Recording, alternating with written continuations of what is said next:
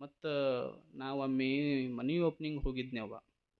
ಅವ ಭಾರಿ ಮನಿ ಕಟ್ಟಿದ್ದು, ಊರಾಗ ಯಾವುದೂ ಇರಲಿಲ್ಲ ಅಂಥ ಮನಿ ಕಟ್ಟಿದ್ದವ. ಮಸ್ತ್ ಮನಿ, ಟೈಲ್ಸು ಪ್ಯಾರಿಸ್ ದೇಶದ್ದು ತರಿಸಿದ್ದ, ಟಿ ವಿ ಚೀನಾ ದೇಶದ್ದು ತರಿಸಿದ್ದ. ಅವನಿಗೇನು ಬರೀ ಔಟ್ ಆಫ್ ಕಂಟ್ರಿ ಅಸೆಟ್ಸ್ ನಮ್ಮ ಮನ್ಯಾಗ ಇರ್ಬೇಕು ಅಂತವನಿಗೆ. ಎಲ್ಲ ಭಾರಿ ಮಾಡಿದ್ದ, ಮಸ್ತ್ ಮಾಡಿದ್ದ. ಮತ್ತು ನಮ್ಮ ಮನೆ ಒಳಗೆ ಕರ್ಕೊಂಡು ಹೋಗಿ ಅಜ್ಜರ ನೋಡ್ರಿ, ಅಲ್ಲ, ಮನೆ ಒಳಗೆ ಓಪನಿಂಗ್ ಕರ್ಕೊಂಡು ಹೋಗಿ ಬೆಡ್ರೂಮ್ ತೋರಿಸಿದ್ರು ಚಲೋ, ಅಡ್ಗೆ ಮನೆ ತೋರಿಸಿದ್ರು ಚಲೋ. ಅವ ಏನು ತೋರಿಸ್ಬೇಕು, ಬರ್ರಿ ಅಜ್ಜರಂತ ನನಗೆ ಬಾತ್ರೂಮ್ ತೋರಿಸ್ಬೇಕಾ ಅವ ನನಗೆ. ನಾನು ಅಂದೆ, ಯಪ್ಪ ನನಗೆ ಯಾಕೆ ನೀ ಬಾತ್ರೂಮ್ ತೋರ್ಸಾಕತ್ತಿ ಅಜ್ಜರ, ಹಂಗೆ ತಪ್ಪು ತಿಳ್ಕೊಬ್ಯಾಡ್ರಿ. ಅವು ಟೈಲ್ಸ್ ಏನು ನೋಡಕತ್ತೀರಲ್ಲ ಬಾತ್ರೂಮ್ದಾಗ ಟೈಲ್ಸ್ ಹಚ್ಚಿದ್ದ. ಅವು ಟೈಲ್ಸ್ ಏನು ನೋಡಕತ್ತಿರದಿಲ್ರಿ ಅಜ್ಜರ, ಇವು ಯುನೈಟೆಡ್ ಕಿಂಗ್ಡಮ್ಮಿಂದ ಲಂಡನ್ ದೇಶದ್ದು ತರ್ಸಿನ್ರಿ ಅಜ್ಜರ, ಅದಕ್ಕೆ ತೋರ್ಸಾಕತ್ತೀನಿ ಅಂದ. ನಾ ಚಲೋ ಹೇಳಿದೆ ಹಳೆಪ್ಪ ಅಂದೆ ನಾನು. ಬಡ ಬಡ ದೇವ್ರ ಕೊಲಿ ಬಿಟ್ಟು ಬಾತ್ರೂಮ್ಗೆ ಹೋಗಿ ನಿಲ್ಲಿಸಿದ್ದವ ನನಗೆ.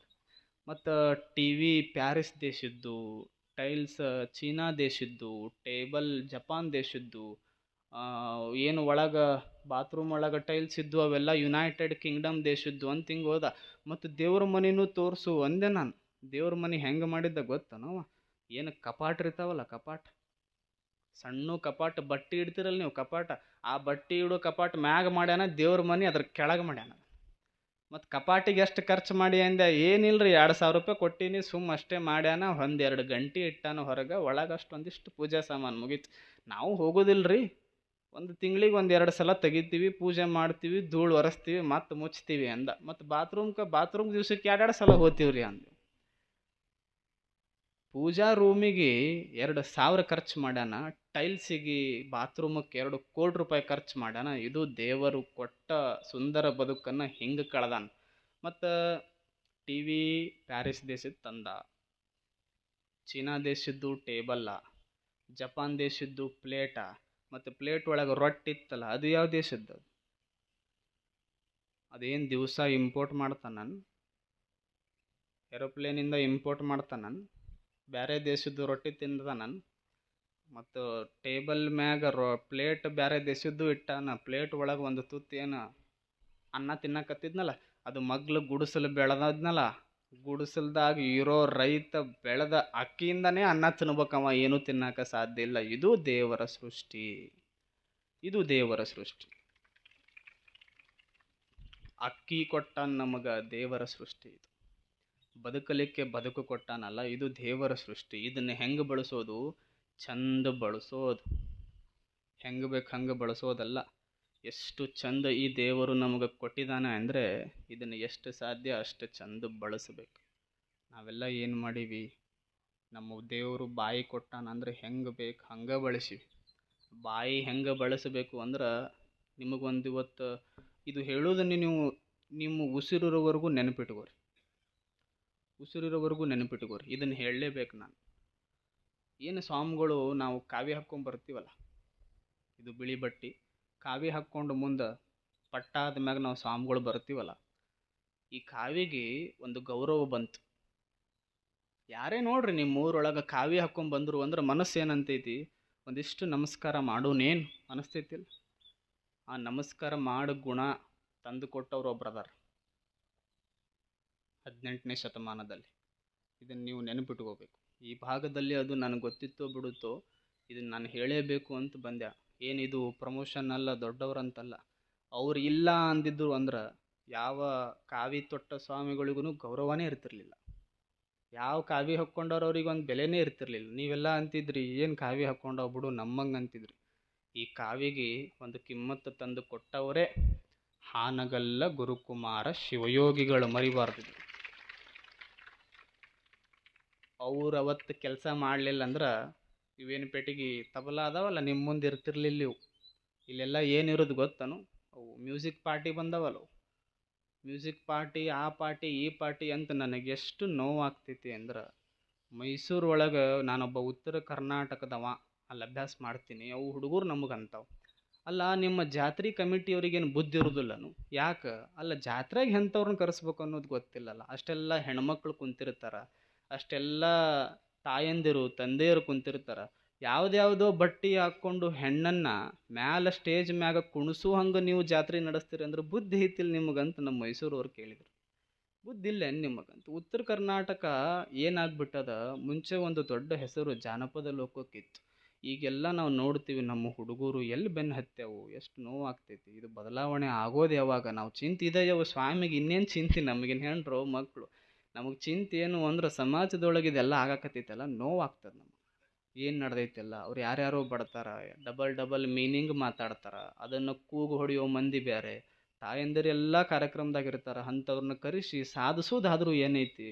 ಅಂಥ ಕಮಿಟಿ ಅಲ್ಲ, ಪ್ರವಚನ ಹಚ್ಚಿ ಜನಗಳ ದಿಕ್ಕು ಒಂದಿಷ್ಟು ಬೆಳಕಿನತ್ತ ತರಿಸ್ಬೇಕಂತ ಕಮಿಟಿ ಐತಲ್ಲ, ರೇವಣ ಸಿದ್ದಪ್ಪಂದು ಇದು ನಿಜವಾದ ಕಮಿಟಿ.